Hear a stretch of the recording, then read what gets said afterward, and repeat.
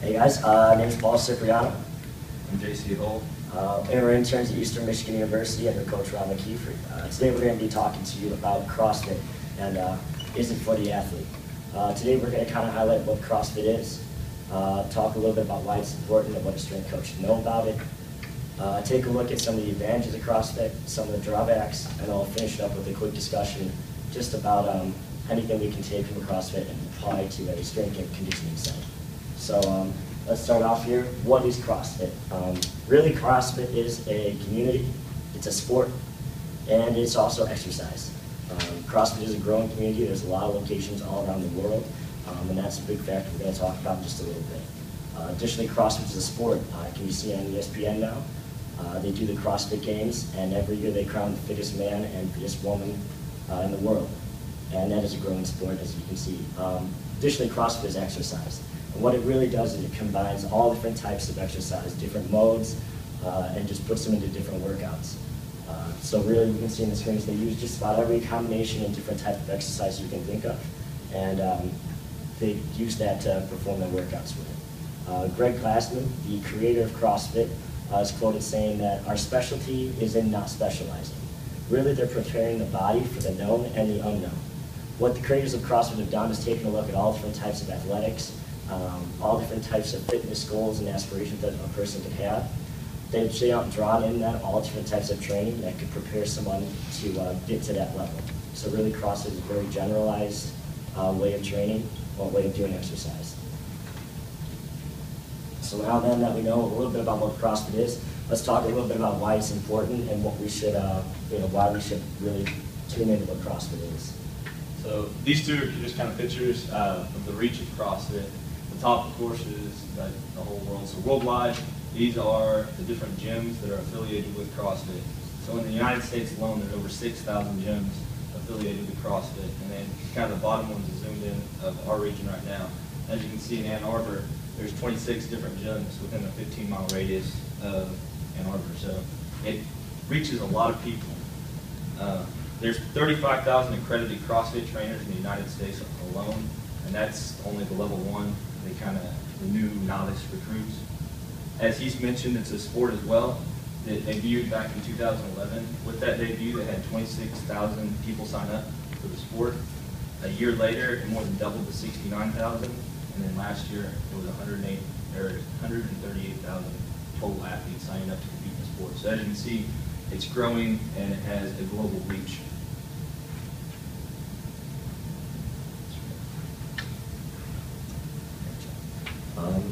So now we know why CrossFit's a little bit important. It's kind of a big deal. So let's talk about how they accomplish this and what actually goes into a CrossFit workout. CrossFit workouts are what's called WOD, or workout of the day. Really, they're designed by the people at CrossFit, sent out to all the locations around the country and around the world. So really, when you go into a CrossFit gym, you'll be performing an exercise and going through a workout, and it's going to be the same workout that they're performing all around the world. It's kind of a unique benefit to CrossFit because it does create some competitive advantages there. As we can see, workouts of the day are generally composed of usually anywhere between 5 and 20 minutes of a workout. They're usually pretty high intense. There's not a lot of rest. The exercise is usually performed one after another in a circuit fashion. And a lot of times they tend to name their exercises. They'll be named after commonly veterans or war heroes. We have an example of the Murph up on the screen. Additionally, when I went to a CrossFit workout, ours was a half mile of burpees. So it was just 2 laps around a 400-meter track. It was a burpee and a broad jump, and done in continuous fashion for time. What's kind of interesting about CrossFit is that they're usually done against the clock. So you're racing to try and finish. What makes that unique is that now you can take your time and compare it to anyone else around the world who also did that workout. And you can kind of see where you stack up. So that's kind of an interesting benefit, and it brings us right to our next slide about what are some of the other benefits we get from CrossFit. All right, so CrossFit has provided hundreds of thousands of people with motivation to lift and get underneath the barbell. One of the big things is the Olympic lifts. A good coach will help the athletes to learn the cleans, the squats, and the snatch. It also, as you mentioned, offers the competitive environment. of always, you've got people motivating you. It kind of gives you that team atmosphere in the community whenever you go to the gym and you're working out together.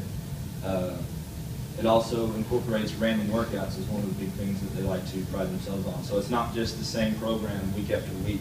One time you might be doing the Murph or whatever, running the mile, doing pull-ups. The next day you might be doing half your weight deadlifts for 20.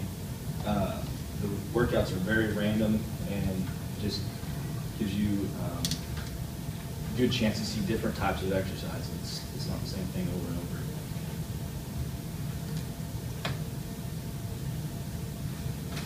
All right, so some of the bad parts of CrossFit. It's considered exercise, not necessarily training. Exercise can be defined as physical activity for its own sake. It's kind of in the moment. You have no real long-term goal. Whereas with training, you're trying to reach a specific outcome. Maybe you're training for power, maybe you're trying to increase your speed. More often than not, people go to the CrossFit gyms just trying to get a good workout in, get a pump, some kind of just for that day. With it being random, you're not necessarily getting the specificity that you're looking for. With that being said, you can't exactly train speed, power, agility, endurance all at once and expect to get the best outcome possible. The lack of programming kind of comes into play here, and that's where we get the jack of all trades but king of none. Once again, it kind of offers that one size fits all. One of their deals, they say, is we change the load and intensity, but we don't change the workouts. So you might do the Murph, and the next time you increase the pull-ups instead of 100 to 125 or whatever, but you haven't necessarily met the strength demands to increase that, so it leads athletes to the possibility of getting injured and failing at the exercise. And the last thing, with the random workouts comes the law of diminishing returns. So the quote at the bottom, it's exercise and even poorly programmed exercise, such as playing around on the ground for a time, causes progress to occur for a while. But after that, then once you hit that plateau with no specificity mentioned as far as, okay, now we're trying to reach this or we're trying to train for speed, you're not going to get results to occur at the same frequency. So in other words, their greatest strength of random workouts also becomes their biggest weakness, because then once they plateau, they have nowhere to go from there. So diving a little bit more into the poor programming aspect of it. This is one reason why a lot of strength conditioning coaches tend to get on CrossFit in a negative way, because strength conditioning coaches are really used to a very set standard of how to set up programs, how to correctly write and design programs for teams in different sports. Really with CrossFit, we kind of see it as a lack of programming, because they don't do a needs analysis. There is no specificity, so it's all designed to be very general. So this can come back to bite them, because they don't have special exercise selected. They don't look and see what joints and what muscles are really being used for certain activities. So their workouts can be very random. For instance, you may have Olympic movements stuck after other fatiguing movements like running the mile and things like that. So their exercise selection is usually pretty off, because they don't do needs analysis. They don't, their exercise order is usually pretty off, because they're designed to fatigue you. They're not designed to produce any specific goal like maximal strength or maximal power. Additionally, like was mentioned before, they don't usually adjust the intensity much. It's usually either body weight or a set amount of weight that is done with these exercises. But time is, again, that big factor that they do adjust. So it is, again, decreasing rest and just trying to get through the workout as fast as possible. And because of that, it tends to lead a lot into injury. Poor programming will lead to injury, as well as the basically the race against the clock to finish. When someone's fatigued and trying to perform technical Olympic lifts, this does tend to lead to a bit more chance of injury. Even though weightlifting in general is pretty safe, when you're lifting under those circumstances, it does increase the chances.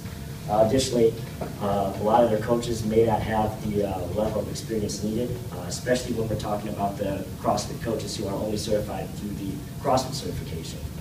Typically, the CrossFit certification is just a week-long course or weekend-long course. They're kind of known as certification mills or certification factories, because usually it's just if you have the money to pay for the certification and have the time to sit through the weekend course, you're going to come away with the certification. CrossFit's done a great job of providing education out to coaches. However, there does seem to be there does seem to be a need for further education for coaches, more and beyond just a level 1 certification. So now kind of wrapping that up, let's dive into a little bit of discussion. Now that we've talked about what CrossFit is, kind of why it's important and how popular it is, let's kind of look at some things that you might come across as a strength coach.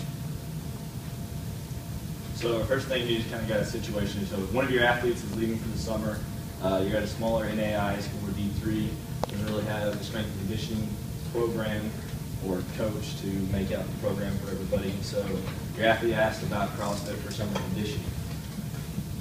With the information given, would you recommend, would there be parameters, or would you tell them to stay away from it? And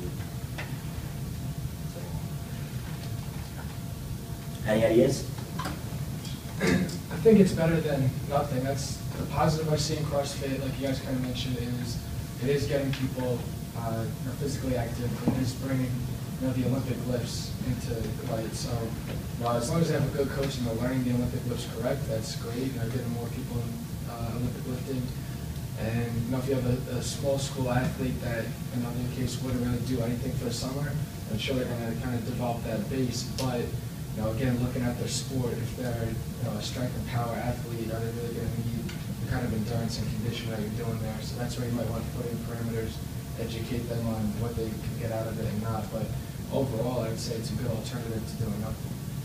Definitely. I think the other thing is doing your research as a coach, just kind of like an article, that first one, the one guy, he did have sports experience, and it looked like even though he did CrossFit, he also made adjustments for athletes as well. So there are CrossFit gyms that do that. You just got to find them, and also know who the coach is, know who the staff is, know their background. And as a strength coach, you might want to, whatever area they're going back to, you might want to just kind of look at that area. And, maybe there's some CrossFit gyms that you say, don't go here. And, maybe go into this one and let me know what you guys are doing. Get some feedback from the athlete to what they've been doing in the class. Right. Yeah. Definitely. I think knowing the coach. Being able to make sure your athlete's going into an area where they'll be well supervised and well coached definitely diminishes a lot of the drawbacks of doing CrossFit. Any other ideas or takes on the first one? I like that CrossFit kind of keeps people interested in having different workouts all the time, different throughout the day. One of the things with strength conditioning coaches is that your program can become redundant and your athletes can get used to it. And not only can they see like that, they can get bored with it.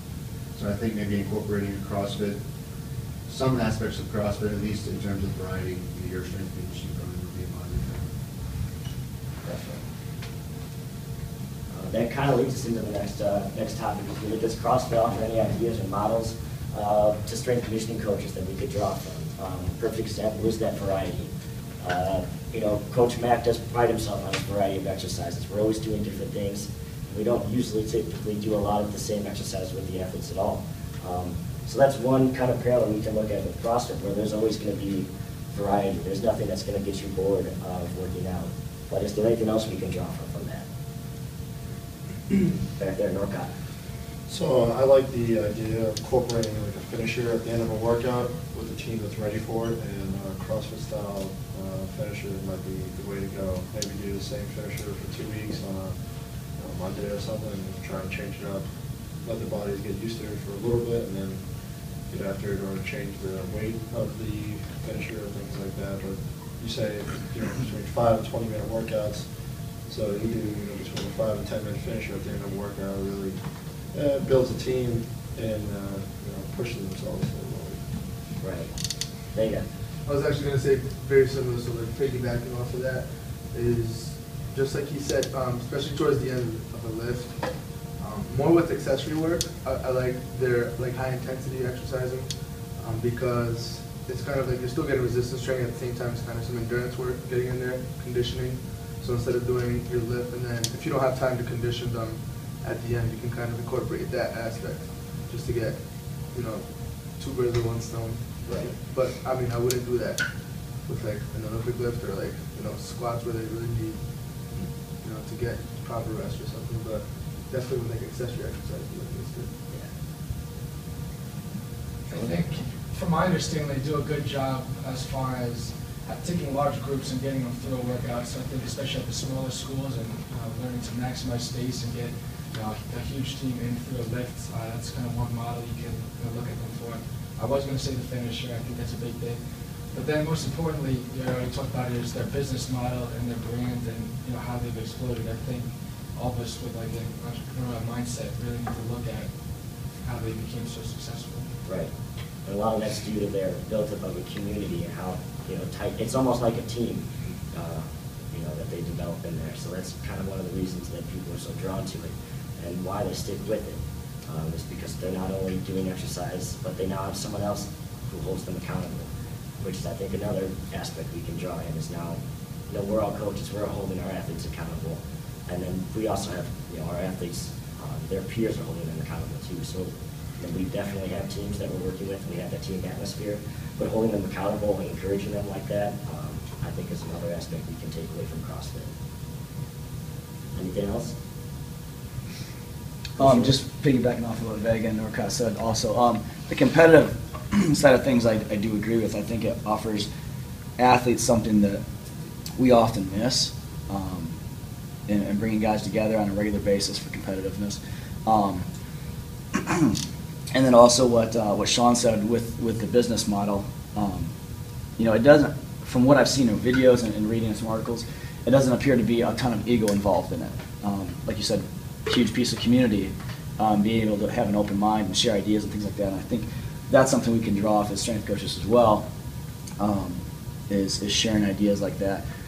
Because in my experience, there is a little bit of ego in our profession, and I think we're getting better at it and sharing ideas and things like that and getting out. But that's something I definitely could draw from CrossFit. Yeah. Finishing off the topic, let's just talk about, are there really any sports, positions, seasons, cycles that you could see CrossFit really fitting into? An example could be, might it be a good idea to put a wrestling team through this, or maybe just 1 or 2 weeks? Is there any other place that you could see CrossFit fitting into?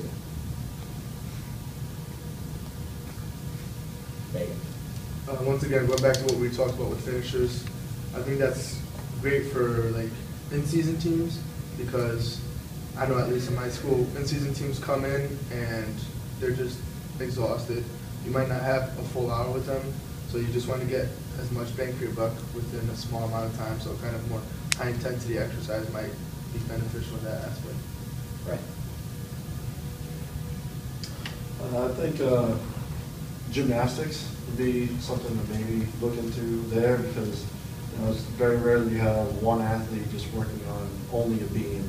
Typically they'll do beams or all out floor, whatever the events are. It's not like a center in football where he's just a center, right? So they do a lot of different variations there of moving, and especially with their the core strength has to be really strong to be able to take on different positions and just the torque that their body goes through. But long term, I don't know if that'd be best for them to just do only CrossFit. Also, wrestlers, they put themselves in such unseen amounts of stress in different positions. Like they're on their backs and they're arching their back and trying to flip up and stand up at the same time while they've got someone else pulling them down. It's just the angles that the wrestlers have to work with. It might be different to throw different variations on CrossFit at them. But again, they're just so conditioned in themselves throughout practices that I could just see different great variations being thrown their way as a good challenge, because typically wrestlers like to challenge themselves. Right. But as far as specific positions, I don't really see how that might work with